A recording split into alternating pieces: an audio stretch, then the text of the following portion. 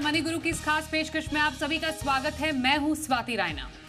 भारत और अमेरिका में महंगाई में नरमी, घटती बॉन्ड यील्ड जैसे संकेतों के चलते इक्विटी, फिक्स इनकम और गोल्ड में आने वाले समय में कहां बनेंगे निवेश के मौके, इसी पर करने वाले हैं खास चर्चा। हमारे साथ हैं इस वक्त प्रूडेंस वेल्थ के सीईओ कीर्तन शाह। कीर्तन, आपका बहुत स्वागत करते हैं मनी गुरु के आज के इस खास कार्यक्रम में। अगर हम ओवरऑल बाजार के संकेत देखें, ना सिर्फ घरेलू बल्कि वैश्विक भी संकेत काफी पॉजिटिव नजर आ रहे हैं, और मैं आपसे समझना चाहूंगी कि हम ऐसा क्यों कह रहे हैं कि मैक्रो लेवल पर अभी शायद वैसा एक पीरियड हम देख रहे हैं जो कि आने वाले समय में निवेश के अपार मौके खोल सकता है। तो क्या है वो बड़े संकेत? स्वाति जी, इतने पिछले 12 या 18 महीनों से थोड़ा सा रिस्क ऑफ का माहौल था मार्केट्स में, क्योंकि इन्फ्लेशन काफी तेज था, जिसकी वजह से ब्याज दरें ज्यादा और हायर लेवल पर रोकी गई थी ग्लोबली, ना सिर्फ इंडिया में। वो थोड़ा सा सॉफ्ट होता हुआ दिख रहा है, क्योंकि अगर आप देखिए लेटेस्ट सीपीआई नंबर्स जो यूएस से आए हैं वो सितंबर के मुकाबले काफी कम है। तो सितंबर में 3.7 था, आपने अक्टूबर में यूएस में सीपीआई 3.2 होता हुआ देखा। ये सेम संकेत आपने इंडिया में भी देखे, एक्सपेक्टेड से सीपीआई इंडिया में भी कमजोर आया है। ये दोनों चीजें ग्लोबल मैक्रोस के लिए बड़ी पॉजिटिव है, क्योंकि आज तक ब्याज दरें ऊपरी स्तरों पर रखी गई थी, क्योंकि ये माना जा रहा था कि इन्फ्लेशन कूल ऑफ नहीं हो रहा। और अब जब इन्फ्लेशन कूल ऑफ हो रहा है तो मुझे ऐसा लग रहा है कि इंटरेस्ट रेट्स शायद अगले साल से कम होने चाहिए।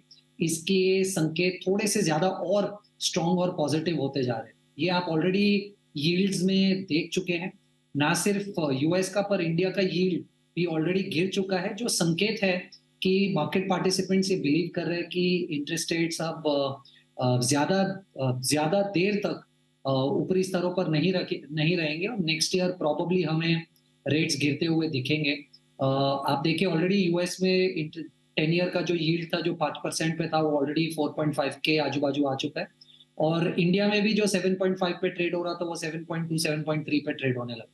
तो ये काफी क्लियर लग रहा है एटलीस्ट ये डेटा पॉइंट्स को देखकर कि मार्केट पार्टिसिपेंट्स ये सोच रहे हैं कि इन्फ्लेशन अब थोड़ा सा कूल ऑफ हो रहा है, जिसकी वजह से ब्याज दरों को इतनी ज्यादा ऊंचाइयों पर रहने की जरूरत नहीं है, और इसकी वजह से इक्विटीज, फिक्स्ड इनकम और गोल्ड तीनों को शायद एक मोमेंटम बेनिफिट मिल सकता है।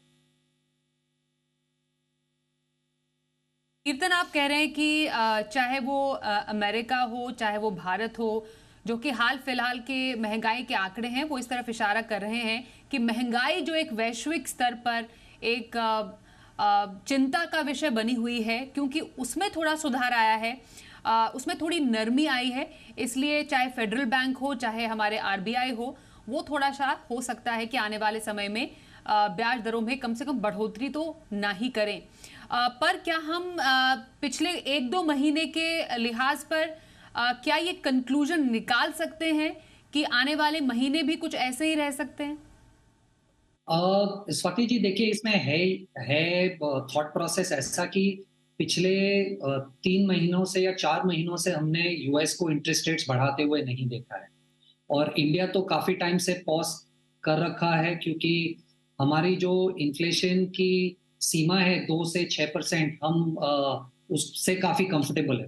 तो डिस्कशन पिछले 1 क्वार्टर से यही चल रहा था कि इंटरेस्ट रेट्स बढ़ने तो नहीं वाले, पर प्रॉब्लम ये था कि इंटरेस्ट रेट बढ़े हुए कितने समय तक बढ़े हुए रहे। तो सबसे पहला पॉइंट तो ये डेफिनेटली डिस्कशन में मेरे हिसाब से नहीं है कि इंटरेस्ट रेट्स क्या और बढ़ने वाले हैं। वो प्रॉबेबली वो डिस्कशन है ही नहीं। डिस्कशन ये था कि ये बढ़े हुए इंटरेस्ट रेट्स और कितने समय तक बढ़े हुए रहेंगे। पर अगर आप देखें लेटली, स्पेसिफिकली इंडिया में इन्फ्लेशन काफी कंट्रोल में है। आरबीआई को जो बैंड है उसके अंदर है, और आरबीआई को मुझे नहीं लगता कोई प्रॉब्लम है। पर आरबीआई रेट्स नहीं बढ़ा सकता या कम कर सकता, सॉरी, जब तक यूएस इंटरेस्ट रेट्स अपना कम नहीं करता। तो इंडियन कॉन्टेक्स्ट में भी ये देखने की जरूरत थी कि यूएस अपने इंटरेस्ट रेट्स के साथ क्या कर रहा है, जो यूएस के इन्फ्लेशन के साथ बहुत लिंक है। और अभी क्योंकि यूएस में इंटरेस्ट रेट्स यूएस में इन्फ्लेशन सॉफ्ट होता हुआ दिख रहा है, तो ये माना जा रहा है कि यूएस भी ज्यादा लंबे समय तक रेट्स को ऊपर नहीं रख पाएगा अगर इन्फ्लेशन इतनी तेजी से नीचे आ रहा है। और इसीलिए ये थॉट प्रोसेस बन रहा है कि प्रोबेबली 1 या 2 क्वार्टर में रेट्स गिरना स्टार्ट हो जाएंगे, जो इंडिया को भी हेल्प करेंगे इंटरेस्ट रेट्स को नीचे लाने में। इसलिए ये सिचुएशन को थोड़ा सा मैक्रो लेवल पर पॉजिटिव देखा जा रहा है। बिल्कुल। अब आने वाली जो चाहे फेड पॉलिसी हो चाहे आरबीआई पॉलिसी हो, वहां पर देखना दिलचस्प होगा कि आखिरकार क्या स्टांस रहता है गवर्नर साहब का दोनों ही तरफ से कि इंटरेस्ट रेट पर अब क्या बयान वो देते हैं, क्योंकि पिछले काफी समय से, जैसे कीर्तन भी बता रहे, न सिर्फ यूएस में बल्कि भारत में भी ब्याज दरों में कोई बदलाव नहीं किया गया। इंतजार लोगों को है कि क्या उसमें बढ़ोतरी की जगह क्या वो कम किए जाएंगे, रेट कट होगा कि नहीं होगा और कब होगा।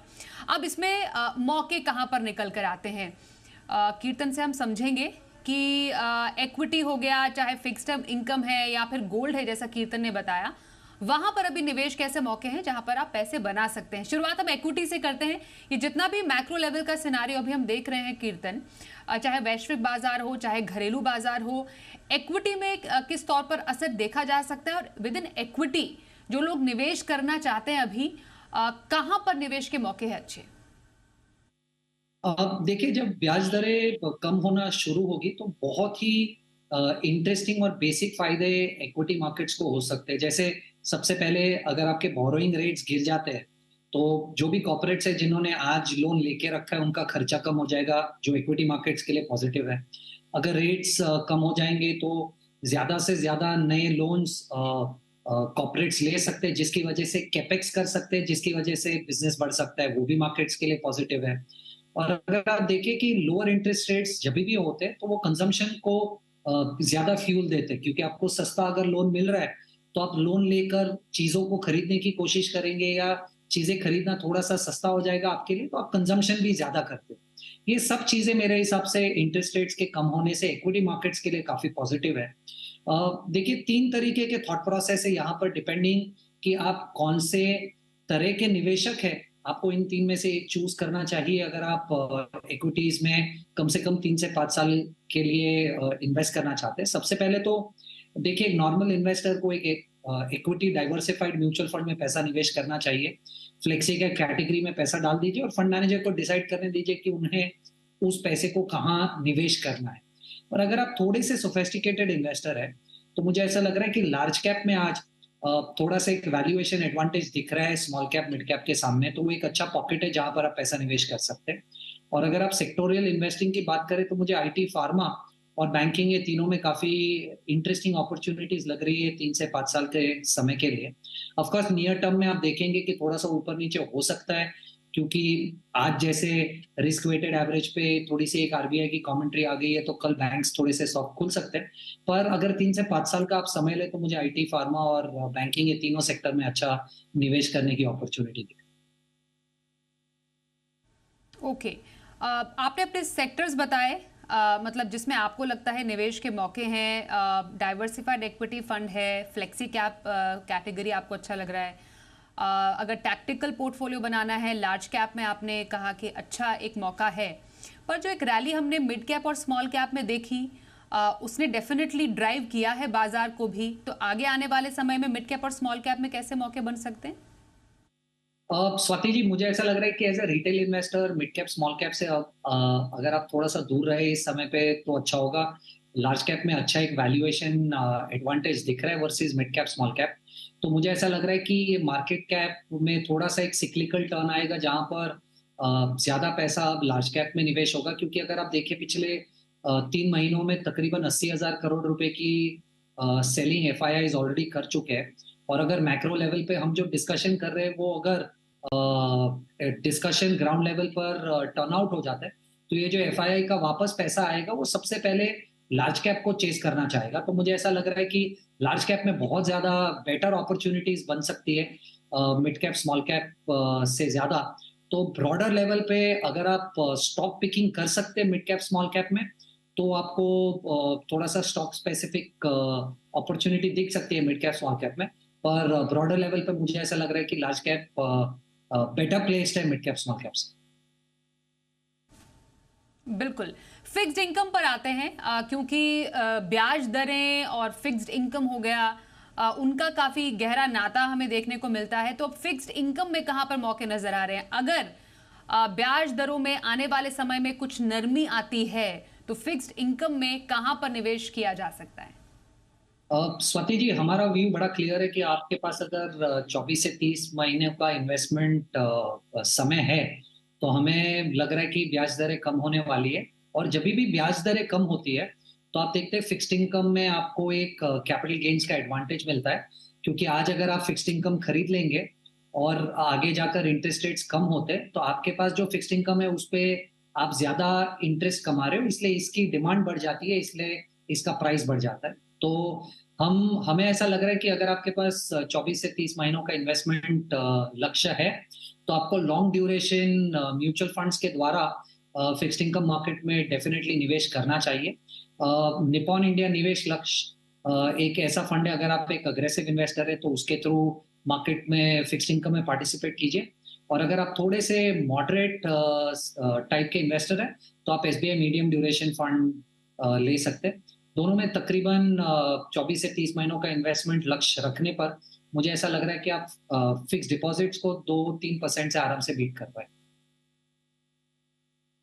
हाँ बिल्कुल, क्योंकि अब से आज से कम एक साल पहले जब हम एक्सपर्ट से बात कर रहे थे तो उनका ये ऑब्जर्वेशन था कि लंबी अवधि के लिए अभी फिक्स्ड इनकम में पैसे फंसाना एक अच्छी स्ट्रैटेजी नहीं होगी।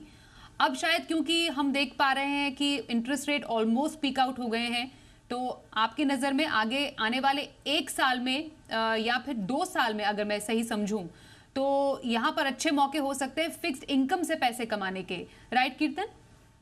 एब्सोल्युटली। देखिए, मुझे आप आपको और 1 क्वार्टर या 2 क्वार्टर वेट करना पड़ेगा, जिसके बाद एक्चुअल रेट कट्स स्टार्ट होंगे।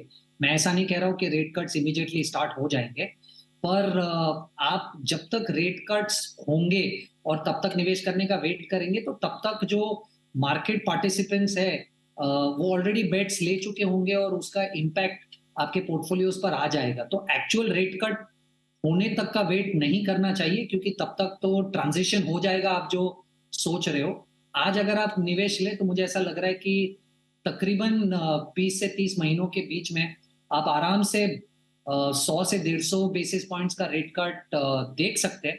और उस रेट कट का आपके पोर्टफोलियो पर कैपिटल गेन्स का बहुत इंपैक्ट होगा, क्योंकि ना सिर्फ आपको जो कूपन्स या इंटरेस्ट रेट जो मिलने वाला है, जो हर साल या हर सेमी एनुअल मिलता है, उसके ऊपर कैपिटल गेन्स का भी एडवांटेज मिलेगा। इसलिए मुझे डेफिनेटली ऐसा लग रहा है कि फिक्स्ड इनकम में अगले 20 से 30 महीनों तक लॉन्ग ड्यूरेशन और मीडियम ड्यूरेशन फंड्स एक बहुत ही अच्छा इंटरेस्टिंग अपॉर्चुनिटी बन सकती है आपके फिक्स्ड इनकम एलोकेशन के। बिल्कुल, तो इक्विटी की हमने बात की, फिक्स्ड इनकम की हमने बात की। बहुत जरूरी हो जाता है कीर्तन बात करना गोल्ड को लेकर भी, क्योंकि गोल्ड के जो दाम है या गोल्ड की जो चाल है वो भी काफ़ी हद तक हम देखते हैं वो डॉलर पे बेस्ड है, और कैसे अभी अर्थव्यवस्था में हालात हैं या जियोपॉलिटिकल कंडीशन जैसे हैं, और हमने देखा भी इम्पैक्ट गोल्ड पर है। तो गोल्ड में आने वाले टाइम में ये तमाम बातों को ध्यान में रखते हुए कहाँ पर अवसर? स्वाति जी, मुझे ऐसा लग रहा है कि गोल्ड भी थोड़ा सा पॉजिटिव होगा इस सिचुएशन को मद्देनजर रखते हुए, क्योंकि सबसे पहले आप देखिए कि जब भी इंटरेस्ट रेट्स गिरते हैं, ब्याज दरें गिरने का मौका है, तो इन्वेस्टर्स के लिए फिक्स्ड इनकम में नया पैसा रोकने के लिए बहुत ही इंटरेस्टिंग अपॉर्चुनिटीज नहीं मिलती, क्योंकि ब्याज दरें कम हो गई। तो वो पैसा जो फिक्स्ड इनकम की तरफ जाने वाला था पर इंटरेस्ट रेट्स कम हो चुके हैं, वो दूसरी अपॉर्चुनिटीज ढूंढते हैं और वो पैसा गोल्ड की तरफ जाता है, जिसकी वजह से गोल्ड एडवांटेज में है, बेनिफिट करता है। और क्योंकि ग्लोबली गोल्ड डॉलर में खरीदा बेचा जाता है, तो अगर इंटरेस्ट रेट्स कम हो जाएंगे तो मैक्रो इकोनॉमिकली डॉलर की भी वैल्यू डेप्रिशिएट होनी चाहिए। और क्योंकि डॉलर डेप्रिशिएट होगा, इसकी वजह से बहुत ही इंटरेस्ट गोल्ड में और बढ़ जाएगा। तो मुझे ऐसा लग रहा है कि इंटरेस्ट रेट्स कम होने का गोल्ड पर डेफिनेटली पॉजिटिव इम्पैक्ट है, और डॉलर टर्म्स में तो एटलीस्ट गोल्ड को पॉजिटिवली बिहेव करना चाहिए, क्योंकि इंटरेस्ट रेट्स भी गिरने वाले हैं या ऐसा लग रहा है कि गिरेंगे। और अगर इंटरेस्ट रेट्स गिरते हैं तो उसकी वजह से डॉलर भी थोड़ा सॉफ्ट हो जाएगा, और ये दोनों चीजें गोल्ड पे थियोरेटिकली तो डेफिनेटली पॉजिटिवली इम्पैक्ट करनी चाहिए। म्यूचुअल फंड गाइड में हमारे साथ आज हैं Ashwin Patni, head products and alternative Axis mutual fund. Ashwin, बहुत स्वागत करते हैं आपका एक बार फिर से। और आज खास चर्चा होने वाली है थीमेटिक फंड्स पर। थीमेटिक हो चाहे सेक्टोरल फंड्स हो, जोखिम भरे फंड्स काफ़ी ज़्यादा माने जाते हैं और पिछले कुछ समय में निवेशकों की रुचि भी बढ़ी है ऐसे फंड्स में निवेश के प्रति। और ये हमने पिछले कुछ डेटा में भी देखा कि काफ़ी अच्छा निवेश थीमेटिक या फिर सेक्टोरल फंड्स में आ रहा है। अगर थीमेटिक फंड्स को हम थोड़ा बारीकी से समझे अश्विन, सबसे पहले जानना चाहते हैं कि एक थीम, एक थीमेटिक फंड कैसे पहचानी जाती है? सबसे पहले तो धन्यवाद स्वाति, प्रोग्राम में बुलाने के लिए, और सभी दर्शकों के साथ होप उनको हमारी बात पसंद आए। तो थीमेटिक जो आप कह रहे हैं, वो सबसे बड़ी उसकी जो खासियत है वो ये है कि एक नॉर्मल डाइवर्सिफाइड फंड से अगर उसको हम कंपेयर करें, तो एक नॉर्मल डाइवर्सिफाइड फंड हर सेक्टर में इन्वेस्ट करने की कैपेबिलिटी रखता है। फंड मैनेजर को अगर जो सेक्टर अच्छा लगता है उसमें वो एलोकेशन अपना बढ़ा सकता है, अगर कोई सेक्टर अच्छा नहीं लगता है उसमें एलोकेशन कम कर सकता है। तो एलोकेशन बदल सकती है time to time, but capability fund manager के पास है कि जो भी सेक्टर अच्छा है उसमें इन्वेस्ट कर सकता है। और उसके बजाय अगर हम थीमेटिक फंड की बात करें, तो थीमेटिक फंड का जो मैंडेट इस तरह से बनता है, जब फंड लॉन्च हो रहा है, जब फंड बनाया जा रहा है, तभी से उस पे हम एक तरह की गेटिंग बना देते हैं कि हम सर्टन थीम्स में या कुछ सेक्टर्स में ही इन्वेस्ट करेंगे। तो अगर मैं एक एग्जांपल के तौर पे बात करूं कि अगर हम एक थीम या एक सेक्टर फंड की बात करें जो जैसे कि फाइनेंशियल है, तो अगर हमने उस थीम या उस सेक्टर में इन्वेस्ट करने के प्रोडक्ट को बनाया है, तो हमने ये मैंडेट दे दिया है कि आपको इसी थीम में इन्वेस्ट करना है एज अ फंड मैनेजर। आपको कोई दूसरा अगर सेक्टर है, मान लीजिए कंजम्पशन है या आईटी है, भले आपको अच्छा लगे, खराब लगे, जैसा भी लगे, लेकिन इस फंड के मैंडेट में ही वो इन्वेस्ट करना नहीं है। जो थीम और सेक्टर को, तो सबसे बड़ी बात जो जो जो वापस मैं दोहराना चाहूंगा कि सबसे बड़ी बात है कि डाइवर्सिफाइड के फंड की तुलना में ये लिमिटेड मैंडेट होता है। मार्केट के किसी भी स्टॉक में इन्वेस्ट में, किसी भी सेक्टर में इन्वेस्ट नहीं कर सकते। जो इनकी टारगेट है, जो थीम के साथ ये अलाइंड है, उसी थीम के सेक्टर में इन्वेस्ट कर सकते हैं। बिल्कुल अश्विन। तो एक थीम को पहचानना और एक सेक्टर को पहचानना क्या वाकई आसान है? क्योंकि बाजार की समझ होना ज़रूरी है, और उससे भी ज़्यादा इम्पोर्टेंट किसी थीम में एंट्री और फिर उससे भी ज़्यादा इम्पोर्टेंट एग्जिट पॉइंट क्या होना चाहिए, ये इम्पोर्टेंट है जानना। क्योंकि काफ़ी सिक्लिकल इन नेचर होते हैं थीमेटिक या सेक्टोरल फंड्स। तो इन बारीकों को एक निवेशक कैसे पहचान सकते हैं? तो जैसा आपने कहा, इसको समझना एक तरह से अब थोड़ा सा आसान हो गया है, क्योंकि सेबी ने काफ़ी अच्छा एक पहल की कि सारे फंड्स की एक अप्रोप्रिएट लेबलिंग अब हो गई है।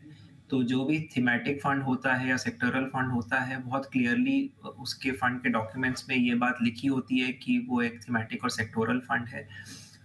सेबी ने ये भी काफ़ी पहल की है कि सारे फंड्स के नाम बहुत ही अभी टाइटली मॉनिटर्ड हैं। तो जो भी फंड होता है, अगर हम कह रहे हैं कि ये इस पर्टिकुलर थीम है, जैसे फाइनेंशियल का जो मैं एग्जांपल पहले ले रहा था, या एक्सपोर्ट्स है, या सर्विसेज है, मैन्युफैक्चरिंग है, कोई भी अगर थीम है, तो नाम में भी ये बात, नाम से भी इन्वेस्टर इस बात को थोड़ा बहुत तो समझ पाएंगे। और जैसे ही आप डॉक्यूमेंट में आएंगे, तो डॉक्यूमेंट में ऑब्जेक्टिव और ये सब दूसरी चीज़ों को देख के ये चीज़ काफ़ी हद तक क्लियर हो जाती है। दूसरा रहा सवाल, जो ज़्यादा इन्फॉर्म्ड इन्वेस्टर हैं वो पोर्टफोलियोज भी देख सकते हैं, तो उसमें भी आपको ये आइडिया आ जाता है कि अगर आप नॉर्मल डाइवर्सिफाइड पोर्टफोलियो के बजाय इन फंड्स के पोर्टफोलियो को देखें, तो कुछ सेक्टर की तरफ एलोकेशन ज़्यादा दिखेगा, कुछ सेक्टर्स आपको मिसिंग दिखेंगे। तो ये सारी चीज़ों से आप अपना अंडरस्टैंडिंग या अपना सही एक आइडिया ले सकते हैं कोई भी फंड की एनालिसिस करने के लिए। जो आपकी दूसरा सवाल है कि इसमें इन्वेस्ट करने के लिए कैसे इन्वेस्ट करना चाहिए, तो देखिए, इन्वेस्टिंग सही तरीके से करने का ये तरीका नहीं है कि हम रिस्क लेना बंद कर दें। इन्वेस्टिंग सही करने का तरीका ये है कि हम सोच के या रिस्क को समझ के इन्वेस्ट करें। तो ऐसा नहीं है हर फंड में रिस्क होती है, आप मार्केट में जब इन्वेस्ट कर रहे हैं तो रिस्क तो होती ही है। लेकिन रिस्क तब बढ़ जाती है जब इन्वेस्टर एक मिसअंडरस्टैंडिंग या गलत समझ के साथ इन्वेस्ट करता है।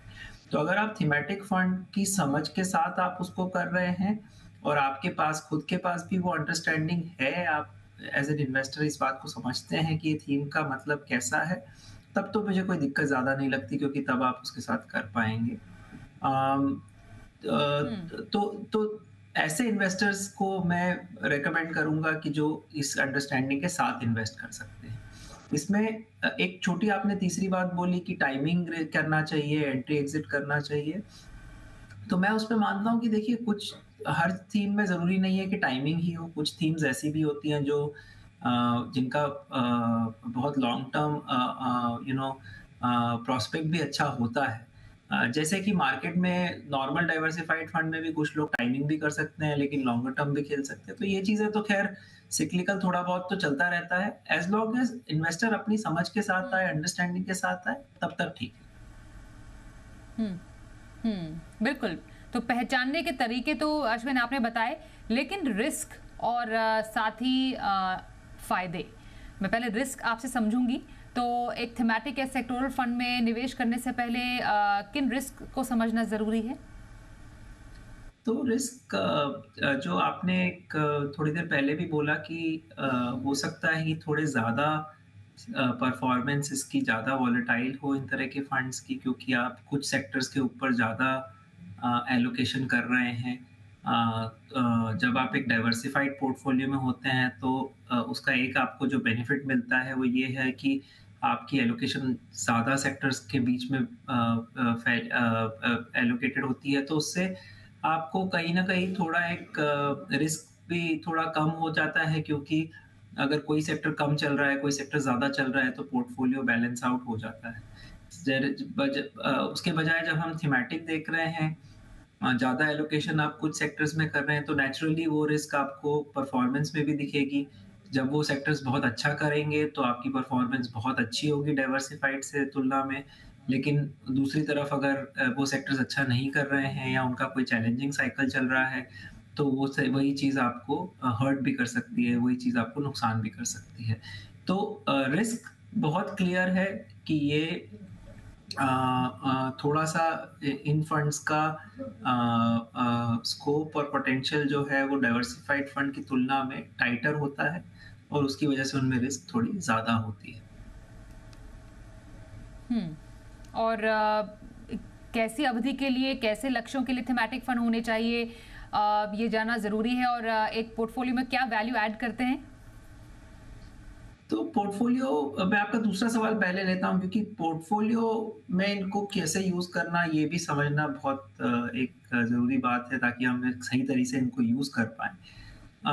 पोर्टफोलियो एक इन्वेस्टर का अलग-अलग बिल्डिंग ब्लॉक्स से बना सकते हैं। कोई डाइवर्सिफाइड होते हैं, उसमें आप अलग-अलग चीज़ देख सकते हैं कि भई आपने लार्ज कैप को एलोकेशन किया है, मिड कैप, स्मॉल कैप को एलोकेशन किया है। वैसे ही आप थीम्स का एलोकेशन भी समझ सकते हैं। तो अगर कितनी बार ऐसा होता है कि कोई इन्वेस्टर हैं जिन्हें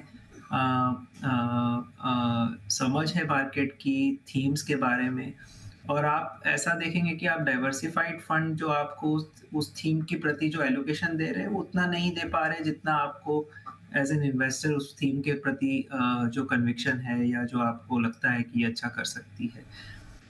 तो अगर मैं एक एग्जांपल दूं कि भाई हो सकता है कि आपको एक पर्टिकुलर थीम है जैसे मैन्युफैक्चरिंग या कुछ तो आपके नॉर्मल पोर्टफोलियो में उसका कितना एलोकेशन है आपको लगता है कि मुझे ज़्यादा चाहिए तो ऐसी चीज़ के लिए थीमेटिक फंड आपके पोर्टफोलियो में काम आ सकते हैं क्योंकि अगर आपको कन्विक्शन है तो आप एडिशनल एलोकेशन उस थीम का डायरेक्टली उस थीमेटिक फंड के थ्रू ले पाएंगे जबकि एक डाइवर्सिफाइड फंड के थ्रू जब राइट। आप एलोकेशन करते हैं तो उस थीम वो पैसा बढ़ जाता है उस थीम में तो थोड़ा बहुत जाएगा लेकिन दूसरी चीज़ों में भी चला जाएगा सो पोर्टफोलियो का कंस्ट्रक्शन ऐसे मतलब इन्वेस्टर पोर्टफोलियो का कंस्ट्रक्शन ऐसा होना चाहिए कि कोर तो खैर डाइवर्सिफाइड फंड्स डेफिनेटली सब लोगों को देखने ही चाहिए लेकिन जहाँ पे जिस इन्वेस्टर को लगता है कि कोई थीम में उनको अच्छा कन्विक्शन है, उनको लगता है कि उनको एलोकेशन अपनी बढ़ानी है, तो इस तरह की चीज़ों के लिए थीमेटिक फंड का एलोकेशन को यूज़ किया जा सकता है।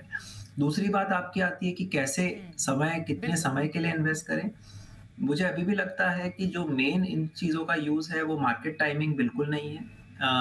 कुछ लोग डेफ़िनेटली थीमेटिक फंड को यूज़ करते हैं टाइमिंग के लिए, लेकिन मुझे लगता है कि जो इनका मेन यूज़ है, वो है कि कुछ जो अच्छी थीम्स हैं, जो मार्केट में अच्छे समय तक, लंबे समय तक काम कर सकती हैं, 3 साल, 5 साल या और भी लंबे समय तक, बिल्कुल। ऐसी थीम्स को अगर हमको अपना एलोकेशन पोर्टफोलियो में अच्छा लेना है, तो वैसी चीज़ों के लिए थीमेटिक फंड काफ़ी काम आ सकते हैं। जो लंबी समय के लिए, लंबी अवधि के लिए बिल्कुल।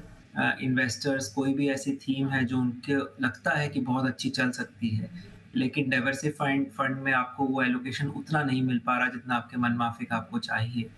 तो ये जिस चीज़ फैशन आप बता रहे हैं कि लॉन्ग टर्म थीमेटिक के लिए और महत्वपूर्ण लक्ष्यों के लिए थीमेटिक फंड्स और सेक्टोरल फंड्स को अपने पोर्टफोलियो में शामिल किया जा सकता है। तो थीमेटिक फंड्स के बारे में हमने आज जाना और समझा। म्यूचुअल फंड गाइड में अश्विन हमारे साथ इस चर्चा में शामिल होने के लिए आपका बहुत धन्यवाद करते हैं। रुकते हैं एक ब्रेक के लिए, बने रहिए हमारे साथ।